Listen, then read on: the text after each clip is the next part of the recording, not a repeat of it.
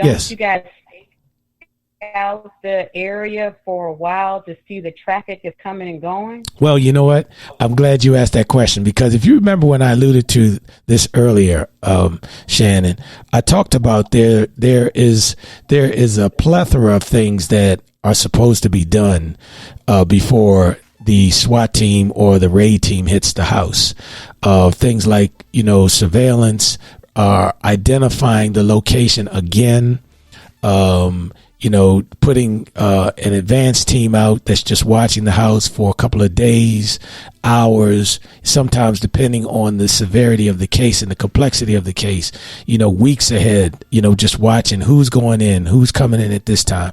There's a very detailed log of who's going in, what they look like, how long they were there, what they were wearing, who came out with them, who went in with them. Deconfliction with other agencies, in the DC area, in Prince George's County alone, you had about 23 different police agencies, or 21 different police agencies, and along with, the Metropolitan Police Department, the state police, all the federal agencies, all the acronyms, DEA, ATF, all those things. So you had to go through a process of deconfliction.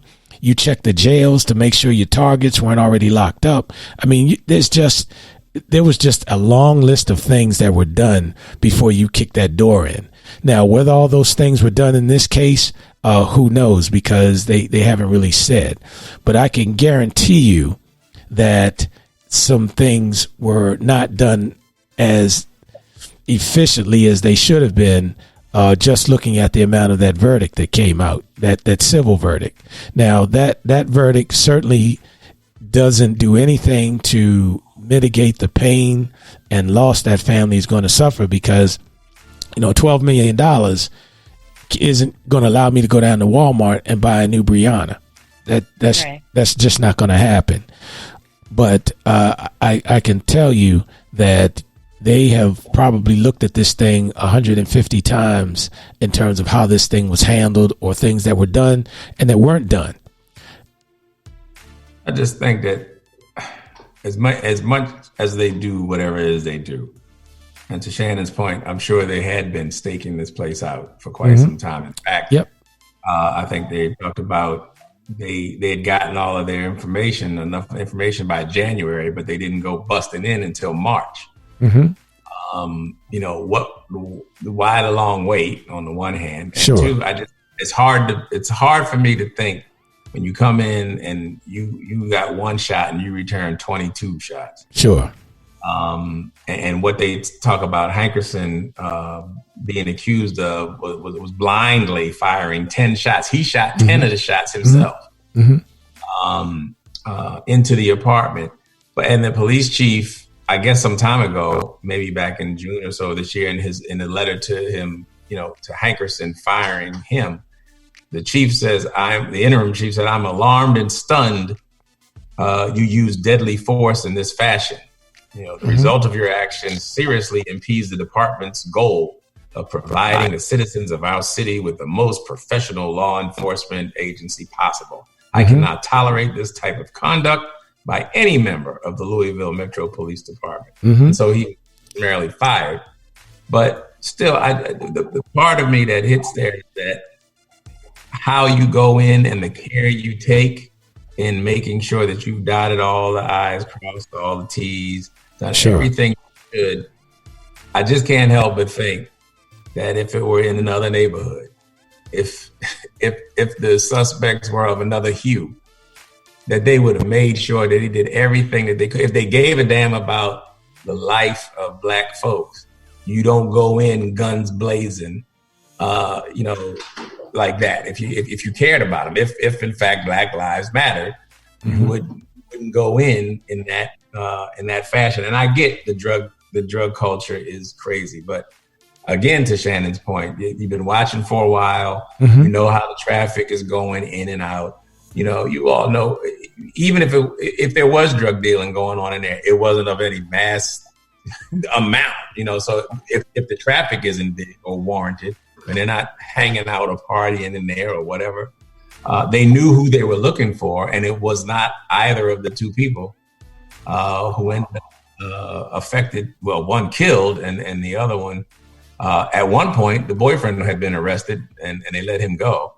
But it's just hard for me to believe that, as I'm thinking through this, the value you place on life, the value you place on people will determine how you move in whatever it is that you're doing. How you approach someone, whether or not you decide or try to de-escalate. Sure.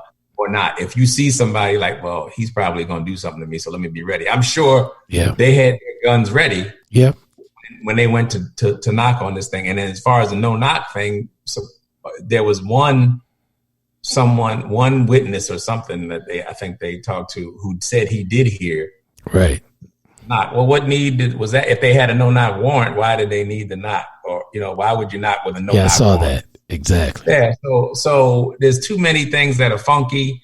What did they allow? Whose testimony did they allow? Did they go by? Did they go by this one cat only who said he heard them knock for a no knock warrant, which would already justified itself? Or what about the other people who said, well, I was asleep, I didn't hear a damn thing? Sure. Did you let them talk?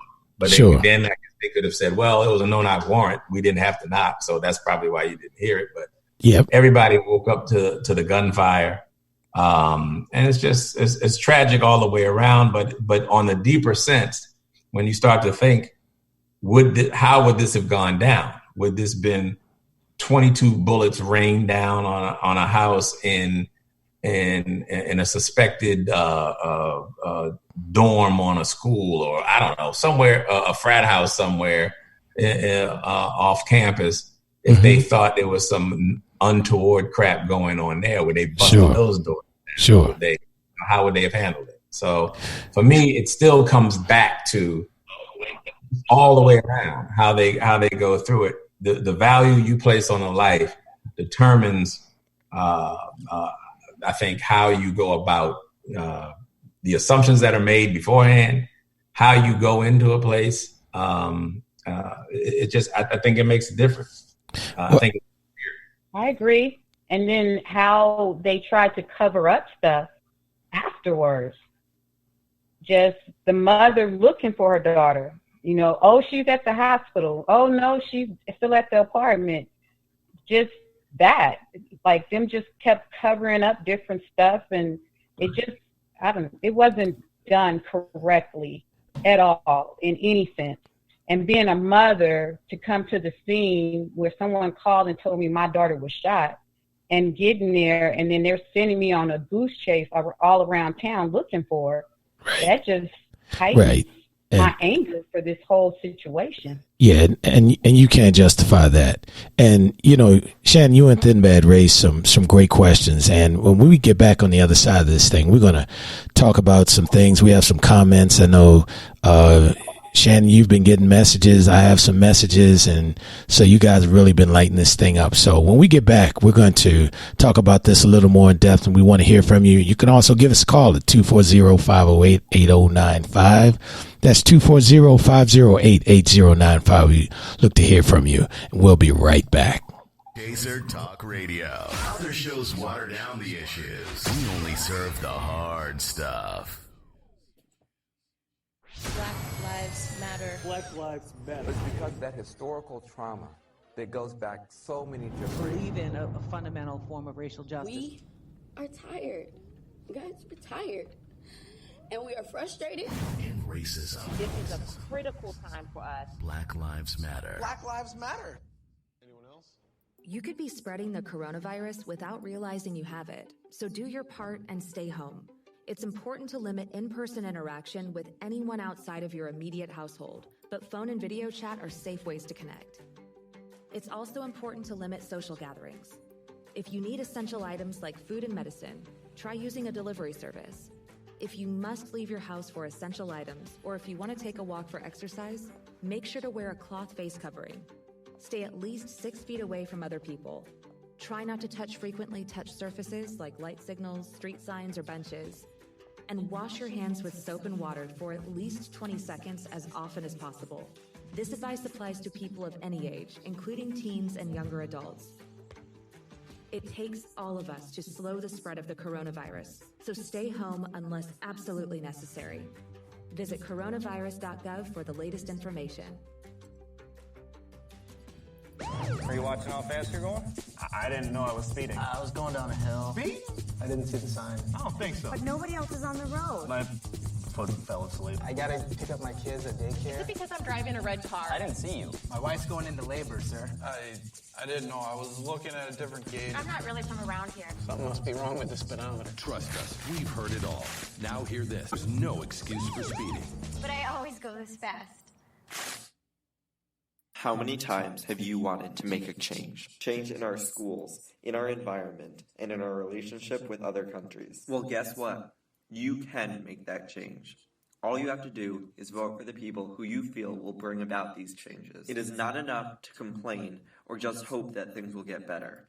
Stop backseat driving and steer our country where you think it should go. Some people think that one vote doesn't matter, but each vote gives politicians a better understanding of the opinions of the people they are representing. Opinions on important issues such as gun control, education reform, immigration, climate change, and abortion. Without our vote, they would have no idea what we think of these issues. In the last presidential election, only 57.5% of eligible citizens voted. That means politicians are unaware of the opinions of nearly half of the country. Each vote is a chance to speak your mind and work towards a better country and a better world. So vote for someone who you think could help us get there. Vote for how you want our country to change. This is Straight No Chaser Talk Radio. We're just getting started. Straight No Chaser Talk Radio. He's drinking that with no chaser. This is Straight No Chaser Talk Radio. We're just getting started. Straight No Chaser Talk Radio. He's drinking that with no chaser.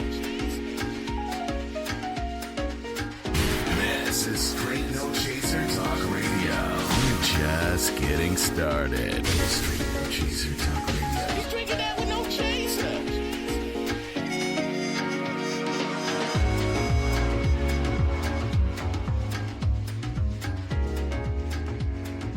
And folks, welcome back to Straight No Chaser. Been bad. Shannon, and are all here. And if you're just joining us, we've been talking about what everybody else in the world is talking about: the Breonna Taylor, the grand jury finding nobody, and really nobody guilty of anything for anything having to do with Breonna Taylor. But one person guilty of shooting through Breonna Taylor's neighbor's house is essentially what that comes to: wanton endangerment. So we're going to skip over the fact that you killed Breonna Taylor and you shot 22, but you had wanton endangerment because you shot blindly 10 times, and you 3 officers, you shot half of the bullets. The one officer that he shot 10 and they were 22 total. Anyway, with their no-knock warrant and all of the story we've been talking about, just kind of all of the things that were done to kind of the cover up of the cover up of the cover up.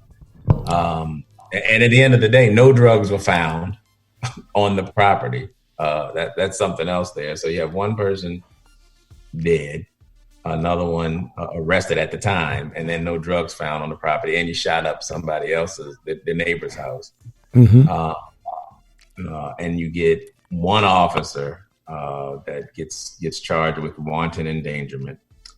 The other 2, go off. You don't even have you can't even get this to a real full jury trial because the grand jury said, nope, not enough evidence to even bring it to trial. So we're not going to bother the taxpayer. That to me, I don't think just at least have a trial. I mean, at least have a trial so that everything that needs to come out can come out. And maybe you can get somewhat close to justice. It might have still ended up the same way. I don't know. I'm just talking about the need, to your point, Chief, about having a discussion. Absolutely. But you can't have the discussion if all of the things that need to be learned about or learned from are being covered up. How can you discuss, what can you discuss if nothing ever gets to trial? And then to the protesters, I'm sure they feel like, what's the point of discussing anything